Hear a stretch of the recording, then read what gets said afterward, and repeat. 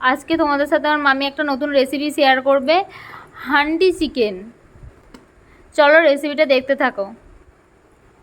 প্রথমেই টক দই দিয়ে এটা ম্যারিনেট করা ছিল কিছুক্ষণ, তারপর মামিমা হলুদ দিয়ে দিয়েছে, লঙ্কা গুঁড়ো দিয়ে দিয়েছে, দিয়ে দিচ্ছে নুন।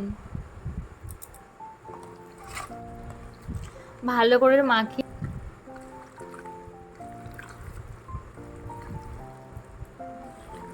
এর মধ্যে আদা, রসুন, গোটা জিরে বাটা আছে, একসাথে পেস্ট করা আছে। এটা দিয়ে ভালো করে মাখিয়ে নিচ্ছে মাইমা।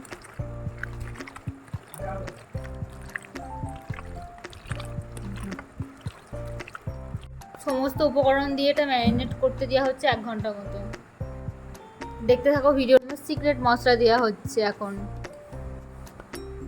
আর আপনারা যদি জানতে চান এই মশলাটা কি, এটা ঘরোয়া পদ্ধতিতে তৈরি, আপনারা যদি জানতে চান এই মশলাটা কি, তাহলে বেশি বেশি করে কমেন্ট করুন। মাইমা এখন হান্ডি চিকেন করতে চলেছে, তো কড়াইতে তেল দিয়ে দিল হাঁড়ির মধ্যে।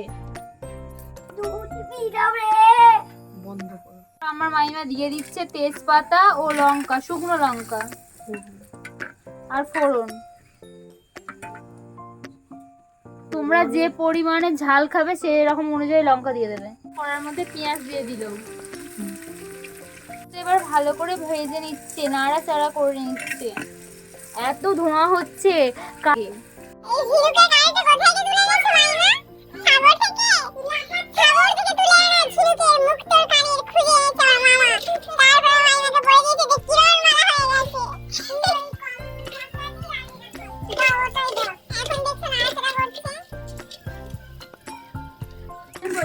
ততক্ষণ পর্যন্ত ভাজতে হবে যতক্ষণ পর্যন্ত না লালচে হালকা ব্রাউন কালার চলে আসছে, ততক্ষণ পর্যন্ত নাড়াচাড়া করতে থাকবে। বাটা মশলা, এতে আদা, রসুন, পেঁয়াজ সমস্ত আছে। এরপরে চিকেনগুলো এক এক করে হাঁড়ির ভেতরে দিয়ে দেওয়া হচ্ছে। যখন মশলাটা পুরো দেখবে নেড়ে চেড়ে ভাজা ভাজা হয়ে গেছে একদম, তখন কিন্তু এই ম্যারিনেট করে রাখা চিকেনটা দিয়ে দেওয়া হচ্ছে হাঁড়ির মধ্যে। এতে খেতে আরো টেস্টি হবে। ও দিদি ভাই, মশলার সাথে এবার নেড়ে চেড়ে নিতে হবে। লঙ্কা গুঁড়ো, এর মধ্যে টমেটো কুচি আমরা দিয়ে দিয়েছি। ভালো করে কিন্তু নেড়ে চেড়ে কষিয়ে নিতে হবে বারবার।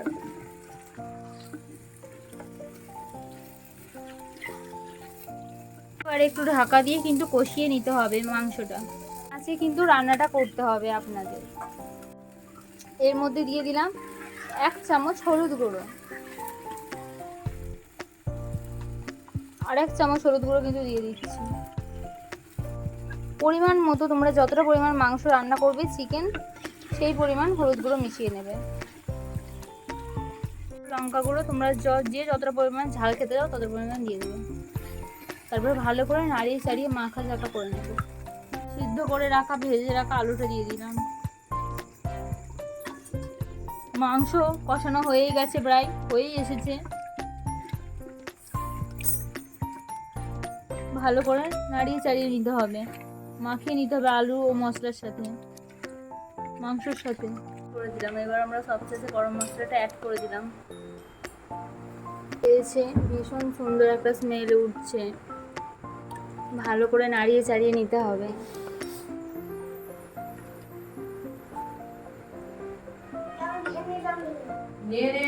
ভালো করে মাখিয়ে চালিয়ে নিতে হবে। দেখতেই পাচ্ছ কি সুন্দর কালারটা এসেছে, খুব সুন্দর কিন্তু একটা স্মেল বেরোচ্ছে, আর কালারটাও ভীষণ সুন্দর এসেছে।